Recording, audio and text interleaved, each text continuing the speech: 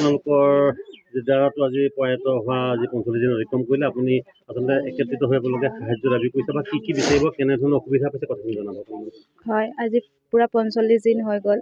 সাহায্য বুলি ক'বলৈতো আৰু যি হ'লে চবে মিলি দিছে।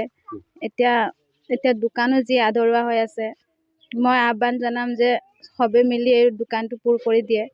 এতিয়া মোৰ 3 মহীয়া কেঁচুৱা আছে, তাক কোনে পোহপাল দিব এতিয়া? কৰি খোৱা মানুহ এতিয়া কোনো নাই। যোন আছিলে এজনটো ঢুকাই গ'ল এতিয়া কাৰেণ্টত লাগি যিটো ৰিপৰ্ট আহিছে, এতিয়া সেই কটা চিহ্ন আছে ভৰিত। এতিয়া দোষীক উচ্চ শাস্তি দিব লাগিব। কি ক'ব আজি আপোনালোকে যে একত্ৰিত হৈ পেলাই নবীন ঘেমীৰে পৰিয়ালৰ সাহায্য পাব লাগে বুলি দাবী জনাইছে, কি জনাব কথাখিনি জনাব। এই নবীন ঘেমীৰে পৰিয়ালৰ কিন্তু ভালকে মানে পোহপালন কৰাটো আমাক লাগে, ইমানেই আৰু একোৱেই নাই। আকৌ এই কেঁচুৱাটো কেনেকৈ ৰাখিব আৰু কেনেকৈ চলিব, কেনেকৈ খাব, এইবিলাক চাই দিলে আমাক হৈ গ'ল।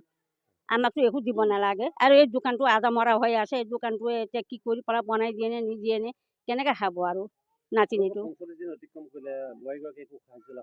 নাই দিয়া নাই বুলি ক'লে পাপ লাগে, ক'ব নাপায়। কিন্তু আহি পেলাই আকৌ কিমান 62,000 নে কিমান টকা চবে কানেকশ্যন 62,000 কানেকশ্যন কৰি দিছিলে, দিয়া নাই বুলিও নকওঁ।